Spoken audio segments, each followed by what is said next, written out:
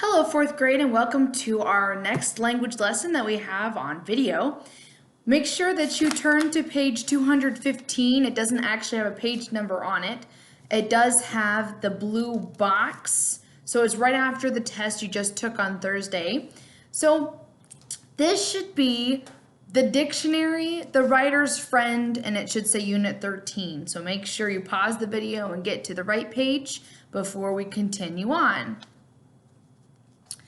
Okay, now that you've started playing the video again, it should say the dictionary. I want you to read it along silently to yourself as I read it to you. A dictionary is a valuable book that every student must use often. There are over 600,000 words in the English language. Could anyone know the meanings, spellings, and pronunciations of them all? Probably not. That is why a dictionary is such a good friend. It gives us information that we need to know about words. What can we learn from a dictionary? Here is what a word looks like when it is in a dictionary. So the word we're looking at is haven. It tells you that it's a noun, and it tells you what the word means. It says a harbor, especially one for shelter from a storm. A second definition, it says number 2, which tells you there's a second definition, and it says a place of shelter and safety. Then it shows you how to use the word in a sentence properly. It says the cabin was a welcome haven to the weary soldiers. And then it shows you again the pronunciations of haven, where the syllable is, and then the pronunciation in parentheses. So continue reading along as I read it out loud. It says, notice what you can learn about the word haven. So number 1, the word haven is called an entry word. Say that out loud. It's an entry word. The words in your dictionary that are explained or defined are called entry words or entries. The entry word is usually in bold print or bold type, as it says. Number 2, the word haven is divided into syllables. The division of the word is called syllabication. Number 3, the correct pronunciation of haven is given, and it's there in the parentheses. Number 4, the definition of haven is given. Notice that haven has 2 definitions. The number 5, the word haven is used correctly in a sentence. The cabin was a welcome haven to the weary soldiers. And then number 6, the part of speech of haven is a noun. So it tells you all of those things, and will tell you what part of speech it is depending on what word it is.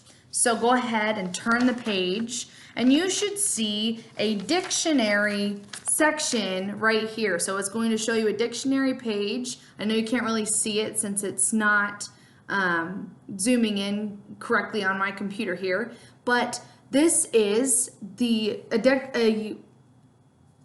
kind of like an example of what a dictionary entry would look like in your own dictionary. So there's a dictionary entry, several of them, and let's go ahead and look at it. You should be on 216 and 217, and we'll go ahead and do this together.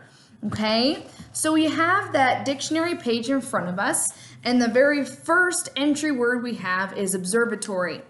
So that's where we should be. And let's go ahead and look at think together. It says, answer these questions from the dictionary page. So you have C number 1 under think. It says, by looking at the entry words in blue type, find 7 entry words with 3 syllables. List them on the lines below. Go ahead and pause the video and see if you can figure out the ones with 3 syllables. Now remember, when you look back at the blue box on page 215, we noticed that the syllabication there is in the bold print term, and it has the dots just like we have on our reading pages that we do sometimes. That's syllabication. We've talked about that before. So look at them and see if you can find the ones that have 3 syllables. Pause the video, try to write as many as you can, and then play it again, and I will give the answers. Now that you've played the video again, let's go through and see whether or not you got them right. So I have here obstacle, obstinate, obstruction, obvious, occasion, occupant, and occupy. Give yourself a nice pat on the back if you got all of them right. The next one, it says, now find 2 entry words with 4 syllables and list them on the lines below. Go ahead and pause the video, see if you can get both of them, and then push play and see if you got them right. Now that you've pushed play again, let's see if you've gotten your answers right. The 2 are occasional and occupation. Give yourself a yes if you got both of them right. Then number 2, it says, place the accent mark above the accented syllables in the following words. If a word has more than one accent mark, make clear which one is stronger. So you want to go ahead and look at obstruct. So find that on your dictionary page on page 216. It should show you there, and if I'm looking at it correctly, it should show in the pronunciation part of the word. And where would we put that accent mark? Good. We would put it after the T. Yes, that is correct.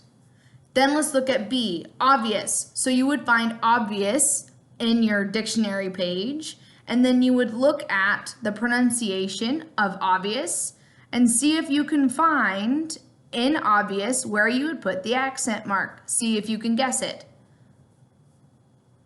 Right, we would put it after the B. Obvious, O-B, and then you would have the accent mark there. Try to do C, D, E, and F on your own and then push play after you've paused it to try to do it on your own. Then push play and I'll give you the answers and see if you got them right. Let's go over the answers. Letter C, you would put an accent mark after the first C, and then you would also have put the accent mark after the A. So it says this, O-C, accent, C-U-P-A, accent, T-I-O-N, and that should be letter C. Letter D, you have obtain, so you would have an accent mark after the N. Then letter E, you have the word observatory. You would have an accent after the first R and an accent after the O. So it looks like this, O-B-S-E-R, accent, V-A-T-O, accent, R-Y. Make sure if you're not getting these correct that you do fill in the correct answers so that you know how to do this next time the book asks you to. Then the answer for letter F is obstacle. You would put the accent mark after the B. If you got it right, go ahead and put a nice big star there and take a picture and let me know. Then you see number 3. It says, list the 2 words that are illustrated. That means that it has a picture to go with it as an example. Look at the book, go ahead and see the dictionary page and see if you can tell me which ones have illustrations. So let's go over the answers and see if you got them right. The first one is observatory. That one's super easy. It has that big picture of what an observatory looks like right underneath the definitions. Then you have the next one, which is called an obtuse angle. And we talked about that in math.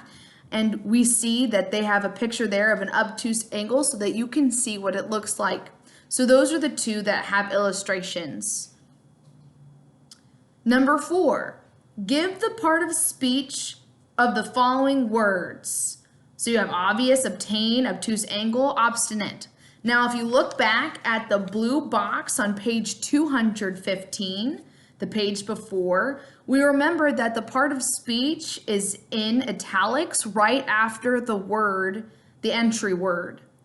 So you want to look up all of those words on this dictionary page here and tell me what the parts of speech are. Go ahead and pause the video, try it for yourself, and then we will check the answers together.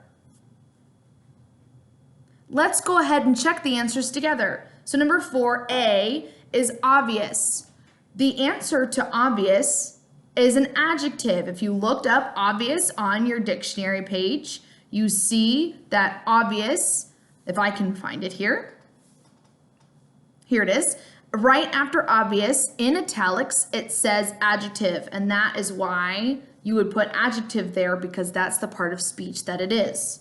Let's go over B. Obtain says that it's a verb, comes right after the entry word.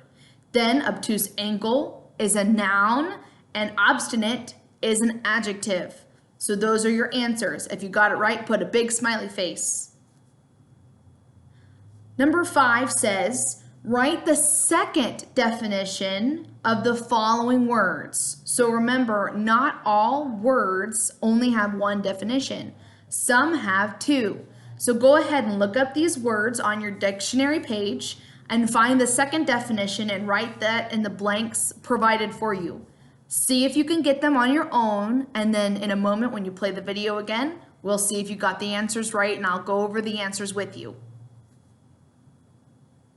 So here are the answers. 5A, occasion. The second definition is the time when something takes place. If you look up occasion on your dictionary word, you see the number 1, which is the first definition, and then a number 2, which tells you the second definition. And then this one, you even have a third definition here. So yes, you're just writing the number 2, and that is the time when something takes place. Then we have 5B, occupy. The second definition is to take up, fill. And then letter C, observe, to make a remark, comment.